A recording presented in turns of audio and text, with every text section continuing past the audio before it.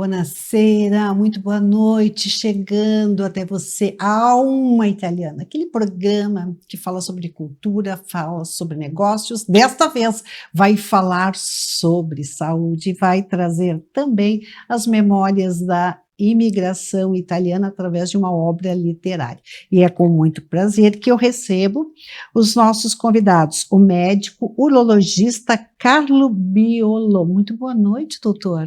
Buonasera, Piacere. Prazer estar aqui com vocês, agradeço o convite. Convite do meu paciente Vanderlei Alíbio, também está com a gente aí no estúdio. Está nos prestigiando. Está nos prestigiando, uma honra. E pretendo, depois desse programa, quem sabe, estar participando mais das atividades da sociedade. Olha, italiana. que seja muito... Viu como o italiano tem negócios no sangue, né? Ele tem o DNA de empreender, de coragem e de arrojo. Falando em arrojo, nós também vamos receber de fora de Porto Alegre o escritor Leonardo José Andriolo e também conosco o presidente da Sociedade Italiana Rio Grande do Sul, o engenheiro Ari Rogério De Marco, um sobrenome nobre com 3 palavras. Muito boa noite, presidente. Boa noite, Cris. Buonasera a tutti. É uma satisfação voltar ao programa, especialmente sobre os assuntos de imigração italiana, assuntos médicos, cuidado com a saúde. A saúde do homem, e também muito boa noite ao nosso colunista, que sempre nos traz notícias boas, o doutor médico Francisco Morelli, vice-presidente da Sociedade Italiana. Buonasera a tutti, é um prazer novamente estar aqui nesse programa. E lembrando sempre que Alma Italiana é uma realização da Sociedade Italiana Rio Grande do Sul, na esteira dos seus 130 anos. De imediato, doutor Carlos, nós vamos lhe perguntar sobre o sucesso que foi a sua participação no Congresso Americano de Urologia, um orgulho para a nossa comunidade ítalo-brasileira. Novamente, Cris, então, agradeço aqui a participação no programa e a gente poder comentar e discutir novamente os aspectos que envolvem a saúde do homem, a saúde do homem, que a cada ano a gente consegue melhorar, né, através das campanhas, melhorar a busca do homem, né, principalmente o urologista, para fazer a prevenção, não só das doenças da próstata, as doenças em geral, né, que acometem o homem, hipertensão, diabetes, enfim. Eu já participei, né, de alguns congressos fora, enfim, muito relacionados aos trabalhos científicos que participei na área da próstata. E realmente um desses congressos americanos, um dos trabalhos foi agraciado como o melhor trabalho da sessão. Então, obviamente, a gente fica muito feliz representando o nosso país em eventos, né, o Congresso Americano hoje é o maior congresso de urologia do mundo. Perfeito. Então, tenho participado do Congresso Americano, do Congresso Europeu, e, obviamente, o Congresso Brasileiro também é o terceiro maior, só perde para esses dois. Que bacana, que orgulho. Doutor, neste congresso e nessa sua caminhada de clínica privada, enfim, a gente percebe um número maior de câncer de próstata. Isso é porque eles estão mais recorrentes ou porque o homem está investigando de forma mais precoce? Então, acho que as duas perguntas têm resposta positiva, né? O câncer de próstata é um câncer que incide com a idade, então o homem vive mais, obviamente o câncer incide mais, de maneira que 1 para cada 6 a 7 homens ao longo da vida vai ter câncer de próstata. 1 a cada 7? Isso, é bem alto. Que alto! E a outra doença, a hiperplasia benigna da próstata, é mais frequente ainda. De maneira que todo homem vai ter hiperplasia de próstata, todo homem, ao longo da vida, a não ser que ele não tenha vivido o suficiente. Né? Morreu antes, não vai ter a doença. Desses que desenvolvem hiperplasia, pelo menos metade deles vai precisar de algum tipo de tratamento, seja medicamentoso ou cirúrgico. Desses que iniciam o tratamento medicamentoso, pelo menos 30% vão precisar de algum tratamento cirúrgico em algum momento. Mas a cirurgia da próstata, ela tem se revolucionado nos últimos anos. De maneira que aquele medo que o homem tinha de mexer na próstata, a gente está tentando desmistificar esse medo. Porque hoje a gente tem já há algum tempo a cirurgia robótica, né? A cirurgia robótica. Eu, por exemplo, fiz minha formação já em 2010, na Universidade de Harvard, no Children's Hospital lá. Então, desde 2010, né, que eu mexo com cirurgia robótica.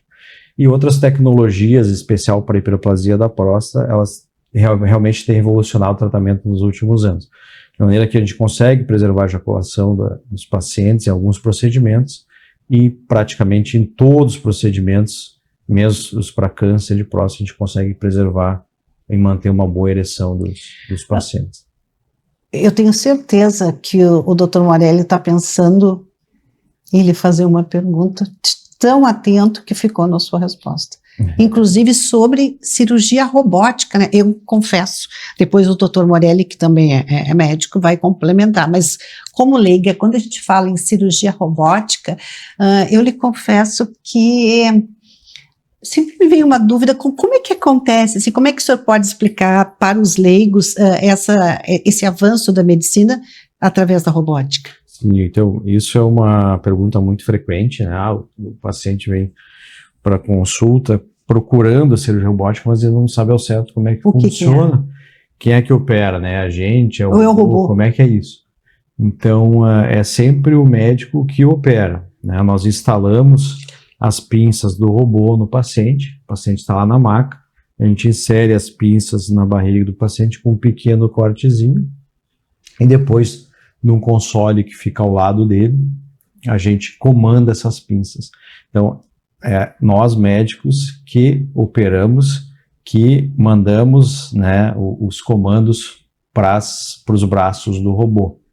Nossa. De maneira que é uma cirurgia extremamente segura, né, uma cirurgia que tem a vantagem em relação à cirurgia convencional de corte, em termos de recuperação, de sangramento, de preservação da continência urinária, que é o que impacta muito a qualidade de vida, né? Porque às vezes a gente curava o câncer com a cirurgia tradicional, mas o paciente ficava com incontinência urinária, o que é muito perturbador mesmo para a qualidade de vida, mais do que a perda da ereção. E o robô ele permite uma visão ampliada em 3D, com movimentos mais minuciosos, mais delicados que a nossa própria mão. Então a gente consegue preservar melhor as estruturas, inclusive os nervos da ereção que passam muito próximos da próstata. Então, a grande maioria dos pacientes que são potentes previamente à cirurgia, a gente consegue manter hoje em dia. A não ser que a gente descubra o tumor numa fase um pouco mais avançada, que aí já está querendo sair da próstata, encostando nos nervos, e não tem como preservá-los. Por isso que é fundamental hoje a prevenção, descobrir cedo, esse é o segredo. Descobriu cedo, a cirurgia, né, uma cirurgia com robô que a recuperação é muito rápida, o paciente vai embora no dia seguinte do hospital. Então vai passar um perrenguezinho rápido, mas, né, vai ficar com a vida como era antes, se descobrir cedo. Doutor, vou lhe fazer uma pergunta. Posso? Deve. Quando a gente fala em próstata, que é um órgão muito delicado para o homem, né? Eu tenho a impressão que fica com medo de que ele não será o mesmo na questão sexual. Tem alguma perda? Então, normalmente tem alguma pequena perda quando a gente retira toda a próstata, né? Sim. Quando é que a gente retira toda a próstata? A gente vai tratar o câncer de próstata. Então, sempre existe alguma pequena perda. Mas, como eu falei, hoje com a cirurgia robótica, a gente consegue preservar as estruturas, preservar os nervos. Na grande maioria das vezes, a gente consegue manter a potência sexual do paciente, mesmo que seja eventualmente com alguma medicação ajudando, né?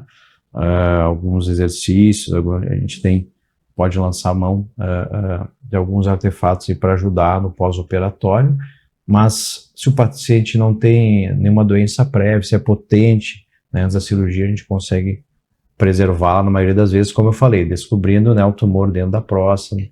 Então as mulheres têm nos ajudado nisso também, Sim. né? Porque a mulher ela é mais preocupada com a saúde do que o homem, sempre foi. E ela Isso também se ocupa com a saúde, no caso do companheiro, Perfeito. né? Então eu fico muito feliz quando o paciente chega no consultório, ou com a esposa, ou com a mãe, ou com a filha, né? Porque eu sei que ele está bem cuidado. Ele não vai deixar de se cuidar. Então é fundamental. Eu agradeço, né, o trabalho das mulheres.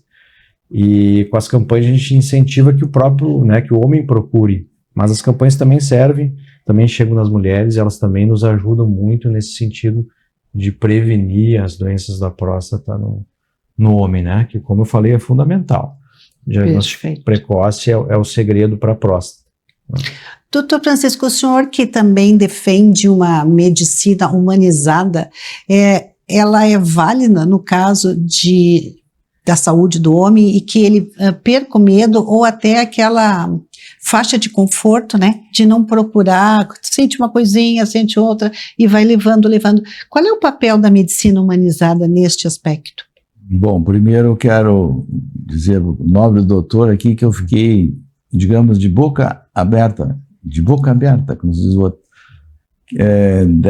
de como funciona a robótica, como funciona a cirurgia. Eu não tinha nem ideia, né? Nunca mexi com cirurgia, e então não tinha ideia. Fico bem feliz que as coisas acontecem assim, e acontece de uma forma que traga para o homem mais vida, mais qualidade de vida, né? Então isso é importantíssimo. Com relação à pergunta que tu fizesse, humanizar a medicina, humanizar em todos os sentidos. Então, nessa parte, mais ainda, a pessoa, através do colega, do urologista, ou de um clínico geral, ou enfim, um médico da família, leve uma palavra de conforto, né? Eu agora, depois dessa aula aqui, maravilhosa aqui, e eu quero saber mais depois, né, para aprender, com isso eu vou poder trazer mais informações para os meus amigos, para os meus pacientes. Eu sou pediatra, né? Trabalho no clínico geral desde antigamente, né? Sempre é solicitado, né? De rua aí, de medicina. Então, eu tenho muito contato. Então, eu vou poder transmitir mais tranquilidade, humanizar mais essa pessoa, esse amigo, esse paciente, esse parente, sei lá o quê. Então, fico muito feliz. Obrigado pelas notícias e parabéns pelo teu trabalho. E complementando, né, obrigado, agradeço as palavras. A tecnologia, né, empregada na medicina, a robotização, não quer dizer, né, que ela se torne menos humanizada. Claro, ela é até mais, ela é, digamos assim, mais delicada, né, porque eu acho que o robô, do ponto de vista operacional, ele tem maior precisão, mas é óbvio que um coração e uma mente estão organizando todo o processo. Perfeito, então a gente tem que usar a tecnologia para nos auxiliar apenas, né? Claro. Mas nunca esquecer que o principal da relação médico-paciente realmente é a parte humana, né? Com certeza. E a gente está sempre acolhendo, desde da prevenção, o diagnóstico, o tratamento e guiando o paciente nesse caminho. E humanizado também estão os nossos comerciais com mensagens que eu tenho certeza que você vai curtir. Voltamos na sequência.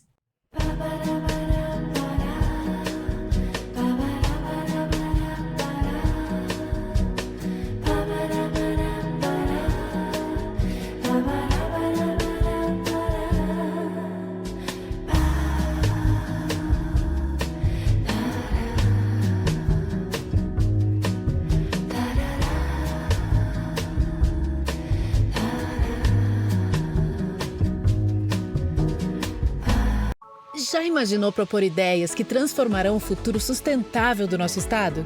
Então, acesse a plataforma gov.br/PactoRS25. Lá você pode criar propostas em 4 eixos temáticos, ou ainda apoiar outras propostas. As mais curtidas seguirão para uma seleção final, onde as 80 ideias mais votadas farão parte do relatório de diretrizes para a sustentabilidade do Rio Grande do Sul. Participe! Um convite à Assembleia Legislativa. É uma pena que você não pode estar conosco aqui nos comerciais, porque a conversa rolou e tem perguntas, tanto do presidente Ari quanto do vice-presidente Francisco Morelli, sobre a saúde do homem. Aqui nós cuidamos do homem, nós cuidamos das mulheres e nós cuidamos muito, muito, muito, muito também das crianças e da cultura italiana. E falando em cultura italiana, nós vamos agora visitar Leonardo Andriolo, que vai nos falar sobre o petulante, costurando de uma forma muito hilária e crítica a imigração italiana no Brasil. Fala para nós sobre o petulante, Leonardo. Buonasera, saluti a tutti. Então, Nanetto Pipetta é este personagem ficou muito conhecido e muito presente na memória, acho que de todos que viveram na região de colonização italiana, na Quarta Colônia. E foi uma publicação que iniciou em fascículos, em capítulos no jornal Os Capuchinhos, aí da região terra, né, do Estafeta Rio-Grandense. Começou em janeiro de 1924 até fevereiro de 1925, cada semana um capítulo. O jornal saía nas quartas-feiras para dar tempo de chegar até o domingo, né? Os assinantes, depois da missa, levavam o jornal para casa. E aí aconteceu um fenômeno que eu acho muito interessante, né? Apesar de nem todos serem letrados, os colonos, as histórias se tornaram muito populares. Por quê? Porque chegava o jornal em casa, o pai lia para a família, ou nos filós. Então aquelas histórias se tornaram extremamente populares pela tradição oral, né? E em fevereiro de 1925, um frei capuchinho, que era diretor do jornal, achou que aquelas historietas não estavam agradando muito, né, na instrução dos colonos e decidiu acabar, né, com a história para publicar em italiano, né, língua italiana oficial, Robinson Crusoe. Nanetto Pipetta era publicado em dialeto, né? E aí acabou a história, né? O Frei Aquiles Bernardi, autor, que não era nenhum intelectual, era um frei que tinha vivido pelas colônias, e então ele afogou o nosso herói, né, no Rio das Antas. Né? Nanetto era um anti-herói, desajeitado, atrapalhado, ingênuo, mas com histórias muito engraçadas. Perfeito. Presidente Ari. Eu fui um dos leitores do Nanetto Pipetta. Lembro-me que meu avô era um dos que gerenciavam se eu não me engano, o Correio Rio-Grandense, recebia lá em Santa Catarina, acho que semanalmente, não, mensalmente esse jornal. Mas eu sou mais recente, eu tive acesso ao livro mesmo. Lembro-me que o Nanetto Pipetta é um personagem muito engraçado, né? Vivia lá no meio das colônias. E penso agora de um personagem mexicano, o Chaves, na televisão, que me parece um personagem muito semelhante ao que foi o Nanetto Pipetta. Então, para as gerações atuais, pensar em quem foi o Nanetto Pipetta, olha, era um personagem muito semelhante ao personagem que faz o Chaves. Só que o Chaves, né, vive nas cidades e o Nanetto Pipetta vivia lá na colônia. Estou correto, Leonardo? É uma forma cômica de falar de dificuldades reais, né? Porque o Chaves também tem essa conotação social, de trazer um problema social, né? E o Nanetto foi um imigrante que veio do Brasil ainda meio adolescente, jovem, assim, fugindo da família em busca da cucanha, né, da fortuna, e como todos os outros imigrantes, chegou aqui e não encontrou cucanha nenhuma, né? Mas através de situações muito engraçadas e de uma linguagem que ele conseguiu traduzir de uma forma assim brilhante, a linguagem dos colonos, o que se falava realmente daquela forma, né? Muitas vezes exageradamente dramática, né? Mas falando das dificuldades reais. E eu acho que uma coisa assim das histórias do livro em si, uma coisa que me marca muito, eu acho que tem a ver com um pouco de como nós somos, né? Nós descendentes italianos, e a capacidade que nós temos de rir de nós próprios, né? Eu acho que o Nanetto Pipetta é essa prova. É um personagem italiano, colono como todos os outros, atrapalhado, desajeitado, ingênuo, um anti-herói, mas a gente ria com gosto de tudo aquilo porque a gente, no fundo, se identificava com aquilo. Perfeito. Que bom, né, a gente poder trazer essa cultura, e porque isso é saúde aí, né, doutor? Inclusive quando a gente tem a capacidade de rir de si próprio, isso não chega a ser terapêutico? Com certeza. Quando a gente ri, né, quando a gente faz exercício, a gente libera endorfina, né, que é uma substância que, sem dúvida, tem uma função cerebral na redução do estresse, que é um dos principais, né, fatores relacionados com várias doenças, né, em especial o câncer, né? Então, olha só, sem dúvida, né, a risada é terapêutico também. Olha que dica italiano, valiosa, né? Tô bem nessa. E graças a Deus, né, o italiano é fenomenal nesse quesito.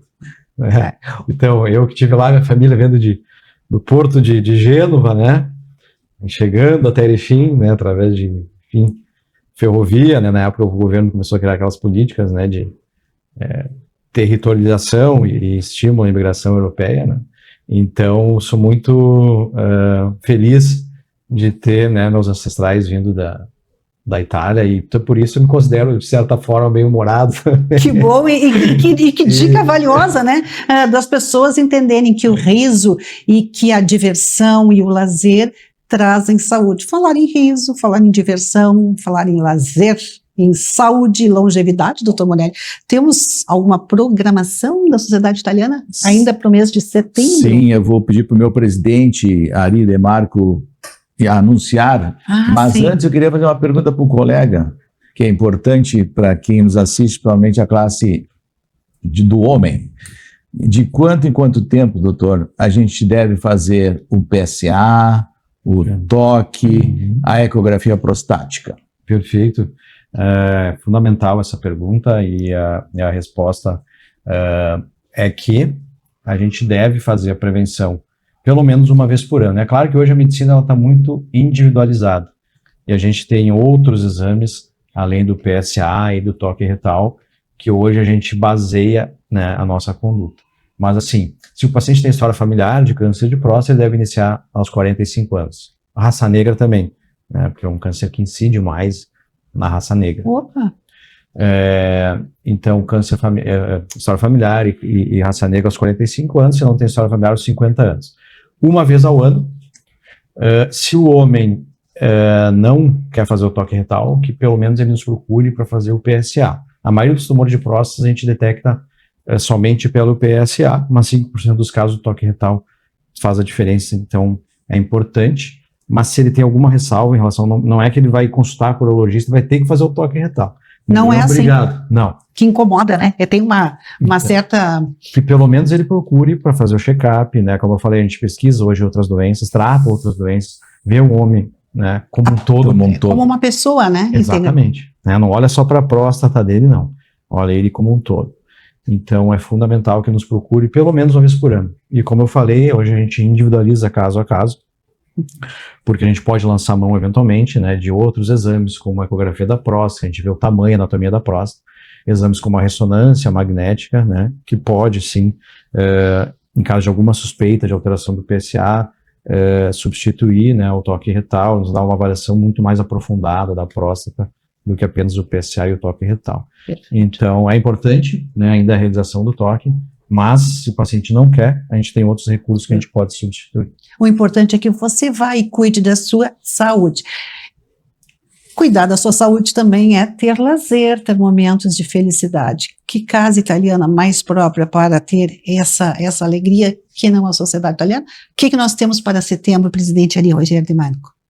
Temos no dia 18 de setembro. Agora? A escritora Cristine de Mello participará do nosso Giovedì Culturale, Quinta-feira Cultural, e ela vai falar sobre Leonardo da Vinci. Olha que beleza. A Cristine de Mello é uma escritora internacional, luso-americana, e tem participado sempre das nossas atividades culturais.